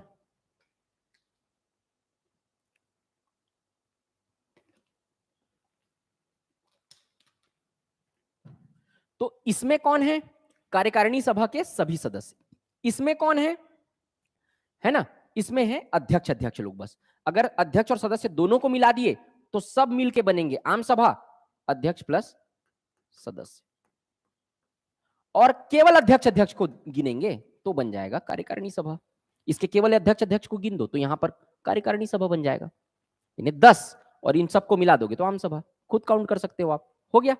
अब क्लस्टर लेवल फेडरेशन से, अब देखो कार्यकारिणी सभा में जो भी सदस्य हैं वो आपसी सहमति से, कार्यकारिणी सभा के सदस्य अपने बीच से एक अध्यक्ष चुनेंगे। कार्यकारिणी सभा के सदस्य अपने बीच से, संकुल स्तरीय संगठन की कार्यकारिणी सभा के सारे सदस्य अपने बीच से एक अध्यक्ष का चुनाव करेंगे। वो अध्यक्ष जो रहेगा वो संकुल स्तरीय संगठन का अध्यक्ष कहलाएगा। जैसे कि यहाँ पे हुआ था, कार्यकारिणी सभा के सभी सदस्य अपने बीच से एक अध्यक्ष का चुनाव करेंगे जिसे कार्यकारिणी सभा का अध्यक्ष कहा जाएगा, और वो कार्यकारिणी सभा का अध्यक्ष ग्राम संगठन का अध्यक्ष कहलाता था। उसी तरीके से इसमें भी जो संकुल स्तरीय संगठन में कार्यकारिणी सभा है उस कार्यकारिणी सभा के सारे सदस्य अपने बीच से एक अध्यक्ष का चुनाव करेंगे और वही अध्यक्ष जो है वो संकुल स्त्री संगठन का अध्यक्ष कहलाएगा। ठीक हो गया? क्लियर है एकदम? चलो अब देखो, ये संकुल स्त्री संगठन है। संकुल स्त्री संगठन के ऊपर कौन सा लेयर है? ब्लॉक संगठन, ब्लॉक लेवल फेडरेशन। तो इसी तरीके से 4 संकुल स्त्री संगठन को जब मिला दोगे तो बनता है एक ब्लॉक स्त्री संगठन। जैसे कि 10 स्व सहायता समूह को मिलाने से क्या बना? एक ग्राम संगठन बना। 10 ग्राम संगठन को मिलाने से एक क्या बना? संकुल स्त्री संगठन बना।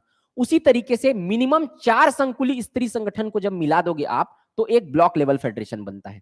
यही क्लस्टर लेवल फेडरेशन का बड़ा रूप है। ये जो CLF लिखा है ना पीला कलर का, उसी का बड़ा रूप बताया हूं यहाँ पे, मतलब इसी को एक ठोक को मैं बताया हूं। इसी तरीके से कितने हैं? एक। इसी तरीके से कितने ठो हैं? 1 2 3 और 4। तो कम से कम, मतलब 4, तो कम से कम नहीं, मतलब 4 संकुल स्त्री संगठन को जब आप मिला दोगे, ऐसी ऐसी 4 त्रिभुज को मिला दोगे, जैसे कि त्रिभुज अगर मान लो इसको एक, तो 4 ऐसी संकुल स्त्री संगठन को जब आप मिला दोगे तो क्या बनेगा? एक ब्लॉक लेवल फेडरेशन। तो सवाल आपको पूछेगा, एक ब्लॉक लेवल फेडरेशन, एक ब्लॉक स्त्री संगठन के भीतर कितने संकुल आते हैं? कितने संकुल स्त्री संगठन को शामिल किया जाता है? तो कितना? 4। तो 4 संकुल स्त्री संगठन को मिलाकर एक ब्लॉक संगठन बनता है। और वैसी फिर कई सारे ब्लॉक को मिलाकर, एक जिले के अंतर्गत आने वाले सारे ब्लॉक संगठन को मिलाकर एक जिला स्तरीय संगठन बनता है। तो उसमें कोई रॉकेट साइंस नहीं है। एक जिला के अंतर्गत कई सारे ब्लॉक शामिल होंगे तो सारे ब्लॉक संगठन को मिला के एक जिला स्तरीय संगठन बन जाएगा। ठीक, तो अब नीचे से ऊपर पूरा चले गए हैं, अब ऊपर से नीचे आ जाते हैं। चलो, सबसे पहले एक जिला जैसे कि मान लो जाए रायपुर जिला है। रायपुर जिला के अंतर्गत आने वाले सभी ब्लॉक को मिलाकर क्या बनेगा? एक जिला स्तरीय संगठन बनेगा। इस सारे ब्लॉक को शामिल कर दिया, ब्लॉक संगठन को मिला के एक जिला स्तरीय संगठन होगा। रायपुर जिला स्तरीय संगठन नाम है उसका। उसके बाद अलग अलग ब्लॉक है ना, तो एक ब्लॉक के अंतर्गत कितने संकुल स्त्री संगठन शामिल होंगे? 4 संकुल स्त्री संगठन शामिल होंगे। एक संकुल स्त्री संगठन के अंतर्गत कितने शामिल होंगे? 10 ग्राम संगठन शामिल होंगे। और एक ग्राम संगठन के अंतर्गत कितने शामिल होंगे? 10 स्व सहायता समूह शामिल है। मैं जो एग्जांपल बताया हूं उसके हिसाब से ये क्लस्टर लेवल फेडरेशन फिक्स है। एक ब्लॉक संगठन के अंतर्गत 4 क्लस्टर लेवल फेडरेशन होंगे। ठीक, एक क्लस्टर लेवल फेडरेशन के अंतर्गत कम से कम 10 ग्राम संगठन होंगे। एक ग्राम संगठन के अंतर्गत कम से कम 5 और अधिकतम अधिक 25 स्व सहायता समूह होंगे। क्लियर, समझ में आया?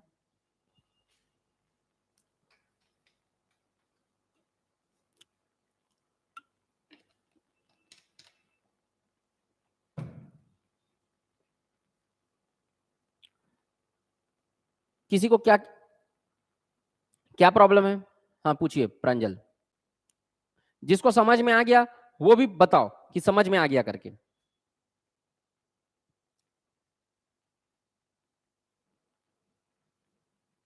कार्यकारिणी सभा का अध्यक्ष ग्राम संगठन का अध्यक्ष भी होगा और किसी SHG का अध्यक्ष भी होगा। हाँ, कौन सी कार्यकारिणी के बारे में बोल रहे हो? क्लस्टर लेवल की कार्यकारिणी की ग्राम संगठन की कार्यकारिणी? हाँ, क्लस्टर लेवल के बारे में बात कर रहे हो ना आप?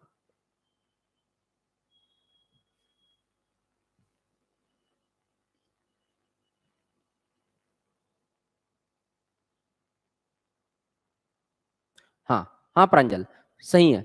यह जो कार्यकारिणी सभा का जो अध्यक्ष होगा ना संकुल स्त्री संगठन का, वो ग्राम संगठन का भी अध्यक्ष होगा।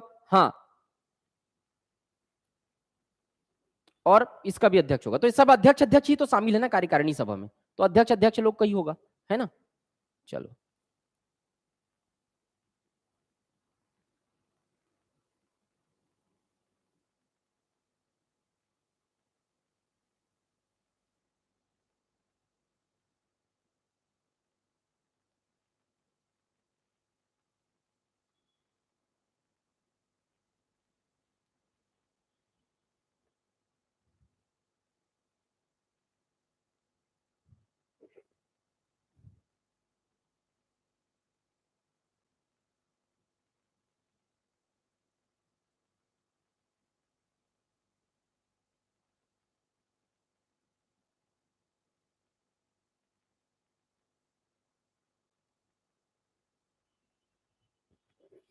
क्या पूछ रहे हैं? और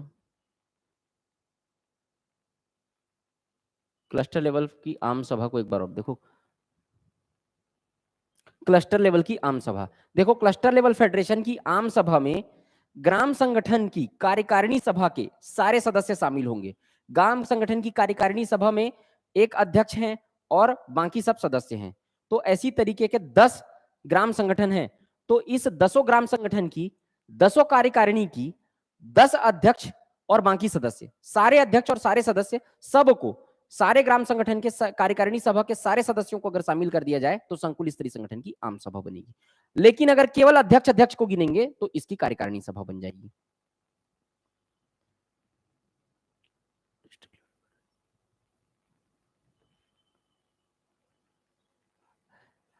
एक जिले के अंतर्गत आने वाले सारे ब्लॉक को मिला के एक जिला स्तरीय संगठन बनेगा।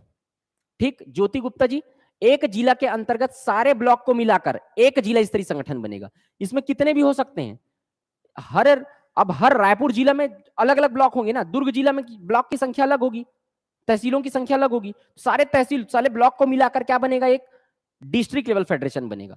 ठीक, क्लस्टर लेवल फेडरेशन में 10 से अधिक ग्राम संगठन हो सकते हैं क्या?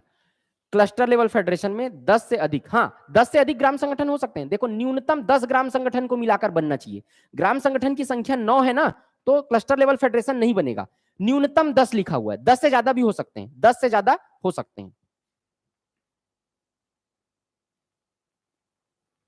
Rakesh Kashyap ji first lecture miss कर दिया है, तो ठीक है, मैं उसमें लिंक दिया होगा, लिंक से क्लिक करके आप यूट्यूब पे देख लेना।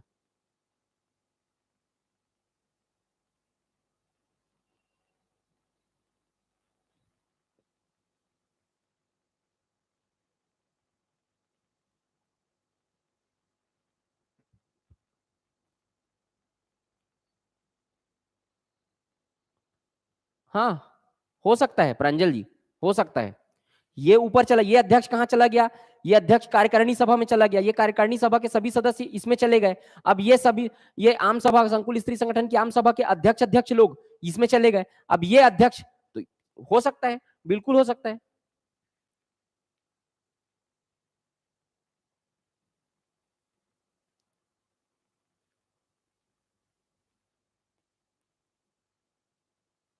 चलो सारे डाउट क्लियर हो गए। अभिषेक पटेल जी बोल रहे हैं कि एक बार और समझा दो, एक सीएलएफ में मैक्सिमम कितने ग्राम संगठन होगा? एक सीएलएफ में मैक्सिमम का कोई भाई, एक सीएलएफ के अंतर्गत कितने ग्राम, अधिकतम 25।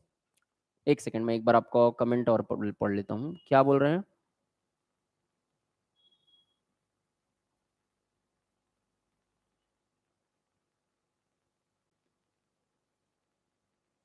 एक सीएलएफ में मैक्सिमम कितने ग्राम संगठन होंगे?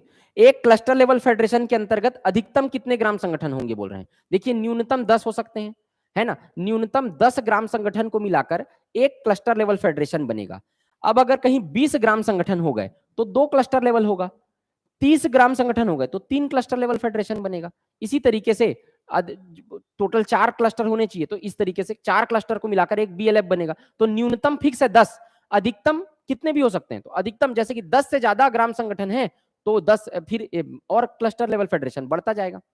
ठीक है, न्यूनतम 10 होने चाहिए, 10 से ज्यादा पर और भी क्लस्टर लेवल फेडरेशन बनाए जा सकते हैं। हाँ, एक सीएलएफ में न्यूनतम 10 ग्राम संगठन होंगे।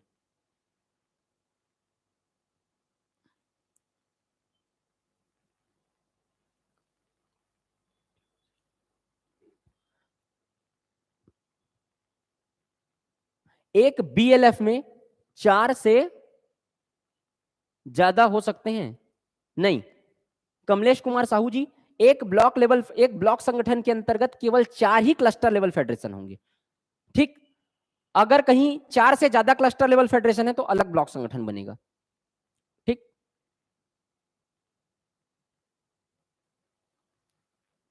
एक ब्लॉक के अंतर्गत 4 क्लस्टर लेवल फेडरेशन रहेंगे, 4 ही रहेंगे, अधिकतम है वो।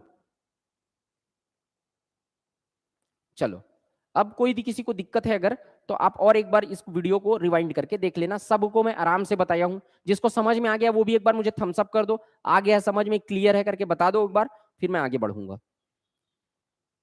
अगर आपको एक बार रिवीजन करवाना है तो मैं फटाफट रिवीजन करवा देता हूं। चलो, एक बार बता रहा हूं, उसके बाद फिर है ना एक बार और पढ़ लेना, नहीं तो फिर वो समझ में आ जाएगा। मैं पूरा क्लियर कर दिया हूं, आप रिमाइंड करके देख लेना, वो पूरा समझ में आ जाएगा।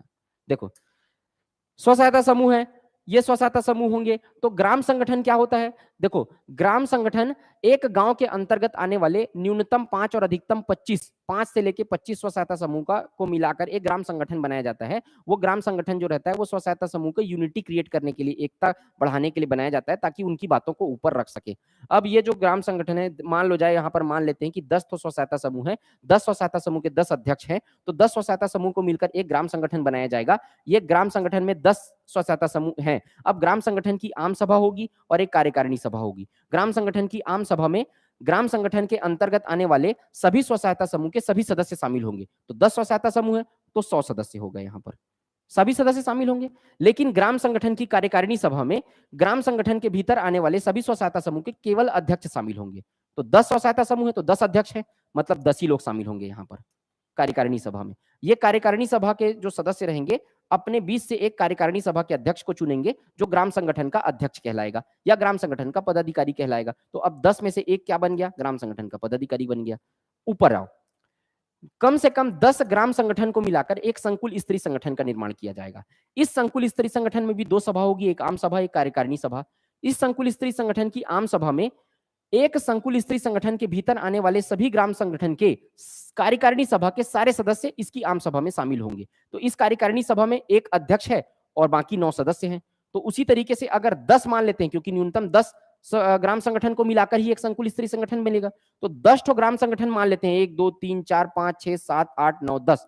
तो 10 के अध्यक्ष और सदस्य दोनों को मिला दिए तो संकुल स्तरीय संगठन की आम सभा बन जाएगी। लेकिन केवल अध्यक्ष को मिला दिए तो यहां पर से केवल अध्यक्ष क्या होंगे? संकुल स्तरीय संगठन की कार्यकारिणी सभा के सदस्य कहलाएंगे। अब संकुल स्तरीय संगठन की कार्यकारिणी सभा के सदस्य आपस में मिलकर एक कार्यकारिणी सभा के अध्यक्ष का चुनाव करेंगे, जो संकुल स्तरीय संगठन का अध्यक्ष कहलाएगा। ठीक, तो यहां पर हो गई ये। अब उसके बाद ऐसी इससे ऊपर तो एक ब्लॉक लेवल फेड, एक ब्लॉक संगठन के अंतर्गत 4 CLF हो सकते हैं, क्लस्टर। एक ब्लॉक संगठन के अंतर्गत 4 संकुल स्तरीय संगठन हो सकते हैं। तो 4 संकुल स्तरीय संगठन को मिलाकर ऐसी 4 ठक को मिलाकर एक ब्लॉक संगठन बनेगा, मैक्सिमम 4। अब ब्लॉक संगठन के ऊपर ऐसी कई सारे ब्लॉक को मिलाकर एक जिला स्तरीय संगठन बनेगा। खत्म।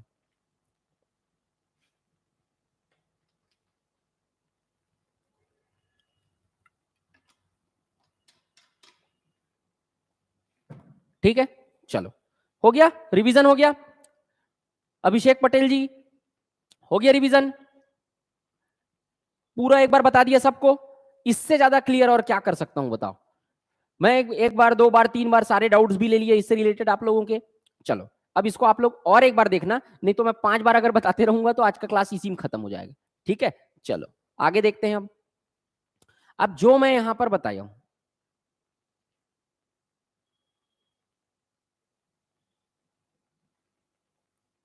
अब जो मैं आपको यहां पर बताया हूं वही शब्दों में लिखा हुआ है नीचे। अब आपको इस एक चार्ट को समझने के लिए ना, एक चार्ट को अगर मैं इस तरीके, आप देख लेना इसको, ये कोई बुक में आपको नहीं मिलेगा।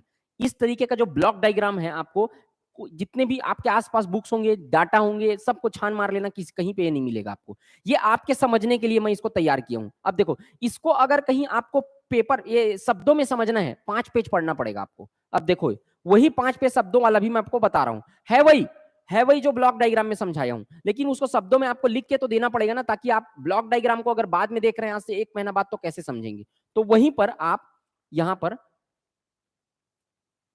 आपको मैं बता रहा हूं, एक ब्लॉक में अधिकतम 4 संकुल स्तरीय संगठन हो सकते हैं, ये बता दिया हूं। एक ब्लॉक के अंतर्गत, अभी कुछ लोग डाउट भी पूछ रहे थे, अधिकतम, अब कमेंट करना बंद करो, कमेंट बंद करो, अब समझो। अब ठीक, अब देखो, एक ब्लॉक के अंतर्गत अधिकतम 4 संकुल स्तरीय संगठन हो सकते हैं, बता दिया हूं।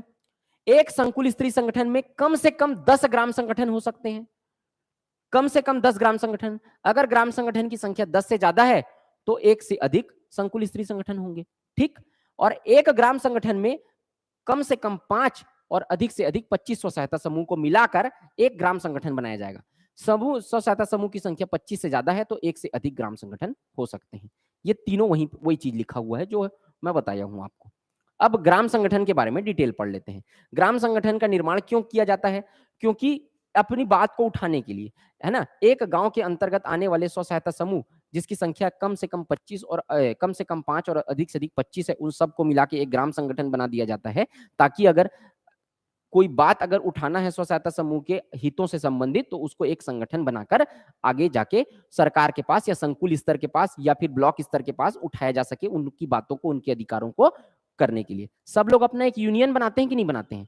आजकल तो काम वाली बाई लोग का भी यूनियन है, समझे।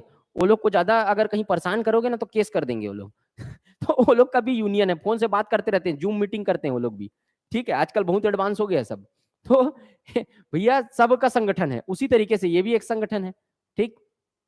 तो वही लिखा हुआ है, एक या एक से अधिक, एक ही गांव या आसपास के दो गांवों में गठित 5 से 25 ऐसे स्व सहायता समूह जो कि एक पंचसूत्र का पालन कर रहे हो, के द्वारा आपस में मिलाकर बनाया गया संगठन, वो जो बताया वही है। चलो ठीक। ग्राम संगठन की आम सभा, इसमें कौन शामिल होते हैं? एक ग्राम संगठन से जुड़े सभी स्व सहायता समूह के सभी सदस्य, जो बताया हूं वही लिखा है। ग्राम संगठन की कार्यकारिणी सभा में एक ग्राम संगठन से जुड़े सभी स्व सहायता समूह के अध्यक्ष, इसमें सारे सदस्य शामिल होंगे, इसमें केवल अध्यक्ष शामिल होंगे। न्यूनतम स्व सहायता समूह की संख्या कितनी होनी चाहिए? 5, और अधिकतम कितनी होनी चाहिए? 25। एक ग्राम संगठन में न्यूनतम स्व सहायता समूह की संख्या कितनी होनी चाहिए? 5, और अधिकतम स्व सहायता समूह की 25। अगर 25 से अधिक स्व सहायता समूह है तो एक से अधिक ग्राम संगठन हो सकते हैं, यहां पे लिखा हुआ है। ये पॉइंट को देखना दोनों को। 10 से कम एसएचजी अगर हैं, है ना, एक ग्राम संगठन में अगर स्व सहायता समूह की संख्या 10 से कम है ना, तो 6 है, 5 है, 6 है, 7 है, 8 है, 9 है, 10 है। अगर ये इतने हैं स्व सहायता समूह, एक ग्राम संगठन के अंतर्गत स्व सहायता समूह की संख्या कितनी हो सकती है? कम से कम 5, अधिक से अधिक 20, अधिक से अधिक 25। तो अगर 10 से कम स्व सहायता समूह है तो उस ग्राम संगठन में केवल एक अध्यक्ष होगा। लेकिन अगर 11 से 25 स्व सहायता समूह है, अधिकतम 25 हो सकते हैं ना, तो 11, 12, 13, 14, 15, 16, 17 कितने भी एसएचजी शामिल हैं अगर, तो मैं 10 स्व सहायता समूह का एग्जांपल लेके आपको समझाया था, तो उसमें पदाधिकारी कितना था? केवल एक अध्यक्ष था। लेकिन अगर स्व सहायता समूह की संख्या एक ग्राम संगठन के अंतर्गत आने वाले स्व सहायता समूह अगर 11 से 25 हैं, तो उनमें पदाधिकारी 2 होंगे, अध्यक्ष और सचिव दोनों होंगे। ठीक है, समझ गए। अगर कहीं एक ग्राम संगठन के अंतर्गत अगर 10 से कम स्व सहायता समूह आ रहे हैं, 10 से कम स्व सहायता समूह को मिलाकर एक ग्राम संगठन बना है, तो उस ग्राम संगठन के पदाधिकारी केवल एक अध्यक्ष होगा। लेकिन अगर एक ग्राम संगठन के अंतर्गत 11 से लेके 25 स्व सहायता समूह है, तो उसमें उस पदाधिकारी अध्यक्ष और सचिव दोनों होंगे। 2 लोग का चुनाव, कार्यकारिणी में से अधिकारी का चुनाव करते हैं, तो कार्यकारिणी में अध्यक्ष का भी चुनाव करेंगे, सचिव का भी चुनाव करेंगे। 11 से 25 है तो, 10 से कम है तो केवल अध्यक्ष का चुनाव करेंगे। ठीक।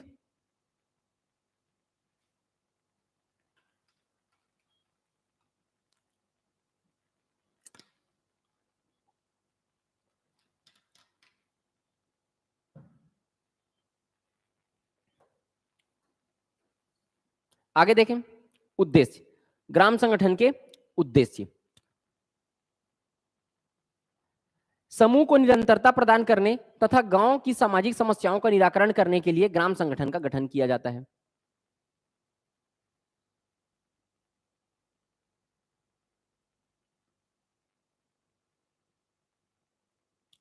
हाँ, कार्यकारिणी में भी लेंगे। देखो, कार्यकारिणी में केवल अध्यक्ष को लेंगे, कार्यकारिणी में केवल अध्यक्ष को लेंगे, ठीक है, अध्यक्ष को लेंगे, कार्यकारिणी में सचिव को नहीं लेंगे। ठीक है। अरे भाई, ये सबको अध्यक्ष को मिलाकर क्या बनेगा? इस आम सभा में तो सबको लेंगे। अब मैं क्या बोल रहा हूं, अगर स्व सहायता समूह की संख्या एक ग्राम संगठन के अंतर्गत आने वाले स्व सहायता समूह की संख्या कितनी है? 10 से कम स्व सहायता समूह है तो केवल अध्यक्ष ही होगा, कोई दिक्कत नहीं है। लेकिन अगर 10 से अधिक स्व सहायता समूह है तो यहाँ पर ग्राम संगठन में क्या होगा? कार्यकारी, ये जो ग्राम संगठन का पदाधिकारी, ये वाले की बात कर रहा हूं मैं, ये पदाधिकारी जो चुना जाता है ना, वहां पर अध्यक्ष और सचिव दोनों चुना जाएगा, अध्यक्ष और सचिव ये चुना जाएगा दोनों। यहां पर अगर 11 से लेके 25 तक हैं, तब इस ग्राम संगठन के अंतर्गत 11 से 25 स्व सहायता समूह है, तो ये कार्यकारिणी सभा, ये ग्राम संगठन का जो पदाधिकारी कौन होता है? कार्यकारिणी सभा का जो अध्यक्ष होता है वही इसका पदाधिकारी होता है। तो यहां केवल अभी क्या है? केवल अध्यक्ष था।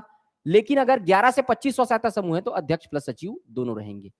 अब फिर यहां पर आप बात करोगे ऊपर, तो केवल अध्यक्ष और सदस्य। तो ये सचिव कौन है, इसका सदस्य ही तो है ना, तो ये सारे लोग इसमें जाएंगे, सारे लोग जाएंगे, अध्यक्ष और सचिव दोनों जाएंगे। सचिव एक सदस्य ही तो है, तो सदस्य लोग सब इसमें जाएंगे। उसके बाद इसमें से जो अध्यक्ष लोग हैं वो इसमें जाएंगे। इसमें ज्यादा कंफ्यूज होने की जरूरत नहीं है ना, इसमें ज्यादा कंफ्यूज होने का जरूरत नहीं है भाई। ये लोग ये जो ये इसका बात कर रहा हूं बस, नीचे बात छोड़ो। यहां पर ग्राम संगठन पदाधिकारी की बात कर रहे हैं ना, तो अगर 10 से कम स्व सहायता समूह को मिलाकर ग्राम संगठन बनाया गया है तो यहां केवल अध्यक्ष का चुनाव किया जाएगा बस ये।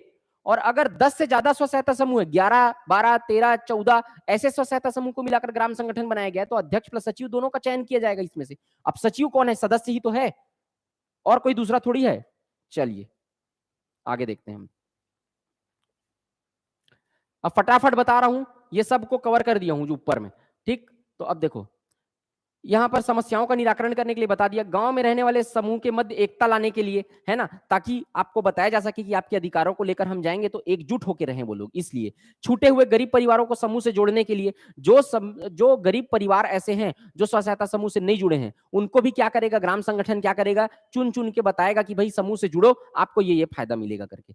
दबाव समूह के रूप में काम करने के लिए, मतलब देखो सामुदायिक निवेश निधि में पढ़ाने वाला हूं जो क्लस्टर लेवल फेडरेशन से नीचे आएगा, तो क्लस्टर लेवल फेडरेशन से नीचे कोई सामुदायिक निवेश निधि है, वो अगर उसका फायदा अगर स्व सहायता समूह के सदस्यों को नहीं मिल रहा है तो ग्राम संगठन उनकी बातों को लेकर सीएलएफ तक जाएगा, ऊपर जाएगा, क्लस्टर लेवल तक जाएगा, उसके बाद ऊपर भी जाएगा। तो ग्राम संगठन क्या करेगा, क्लस्टर लेवल फेडरेशन के ऊपर दबाव बनाएगा कि भाई हमारे स्व सहायता समूह जो हमारे ग्राम संगठन के अंतर्गत जितने स्व सहायता समूह है उनको पैसा दो आप। तो एक दबाव समूह के रूप में भी वो काम करेगा, उनके अधिकारों को दिलाने के लिए, उनकी बात उठाने के लिए। सरकारी योजनाओं को सदस्यों तक पहुंचाना, ये बता दिया। ग्राम संगठन के अंतर्गत समस्त समूहों के सभी सदस्य ग्राम संगठन की सामान्य सभा कहलाते हैं, ये बता चुका हूं। और प्रत्येक ग्राम संगठन के अंतर्गत आने वाले प्रतिनिधि ग्राम संगठन की कार्यकारिणी सभा के ईसी कहलाते हैं। समूह के प्रतिनिधि मतलब वही अध्यक्ष, ग्राम ईसी मतलब एग्जीक्यूटिव कमिटी, ठीक। ईसी का कार्यकाल, अब याद रखना इसको नहीं बताया था, कार्यकारिणी का कार्यकाल कितना होता है, 3 साल। अगर बोलेगा ग्राम संगठन की कार्यकारिणी सभा का कार्यकाल कितना होता है, तो 3 साल का कार्यकाल होता है, ठीक। याद रखना 3 साल का कार्यकाल होता है कार्यकारिणी सभा का। ग्राम संगठन की कार्यकारिणी सभा एग्जीक्यूटिव कमेटी आपस में मिलकर अपने 20 से सदस्यों को पदाधिकारी के रूप में चयन करती है, बता दिया हूं, जो ग्राम संगठन का पदाधिकारी रहता है। तो पदाधिकारी का कार्यकाल 1 साल का होता है। यहां पर ये जो पदाधिकारी है ना, इसका कार्यकाल कितना, 1 साल का। ये पदाधिकारी का कार्यकाल, ये अपने 20 से पदाधिकारी का चुनाव करती है, इसका कार्यकाल 1 साल। और ये कार्यकारिणी सभा, कार्यकारिणी समिति, एग्जीक्यूटिव कमेटी, इसका कार्यकाल 3 साल। इसका कार्यकाल 1 साल, इसका कार्यकाल 3 साल का रहता है पूरी समिति का, ठीक। चलो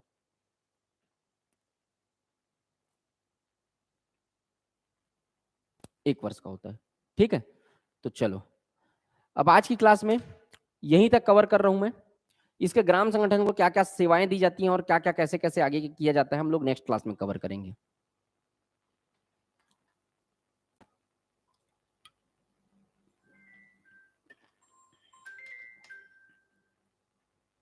ठीक है, ये पूरा क्लस्टर, ये जो चार्ट बताया हूं वो समझ में आ गया ना अच्छे से।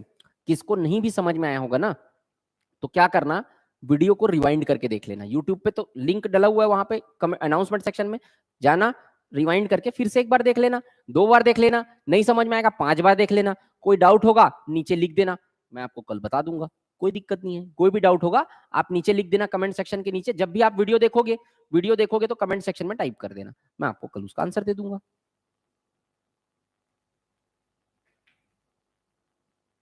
चलो ठीक है, तो मैं उम्मीद कर रहा हूं कि आप लोग को मैं जो समझा रहा हूं, जिस तरीके से एफर्ट लगा रहा हूं, वो आप लोग को पसंद आ रहा होगा। देखो ये जो चार्ट मैं बनाया हूं, ये जो फ्लो चार्ट बनाया हूं ना, उसके पीछे बहुत सारी मेहनत की गई है, वो सब आपको समझाने के लिए ही किया गया है। बशीर भद्र साहब का एक शेर याद आ रहा है कि आंखों में रहा, दिल में उतर कर नहीं देखा, कश्ती के मुसाफिर ने समंदर नहीं देखा, और तुम्हें लगता है कि ये फूल मुझे कोई विरासत में मिले हैं, तुमने मेरा कांटों भरा बिस्तर नहीं देखा। ठीक है, तो जो एफर्ट है ना वो काफी है इसके भीतर। ये जो आपको दिख रहा है वो रिजल्ट दिख रहा है, 1-1.5 घंटे की क्लास दिख रही है आपको, लेकिन इसके पीछे इस कंटेंट को समेटने के लिए काफी एफर्ट डाला गया है। चलो, तो मुझे उम्मीद है कि आप लोग को समझ में आ रहा होगा, बताते चलिएगा, और इसी तरीके से हम लोग बहुत सब जबरदस्त तरीके से स्व सहायता समूह कवर करेंगे। चलो हाँ ठीक है प्रांजल जी, वो हो जाएगा। चलिए मिलते हैं फिर कल सेम टाइम पे, टाइम से आ जाइए सब लोग।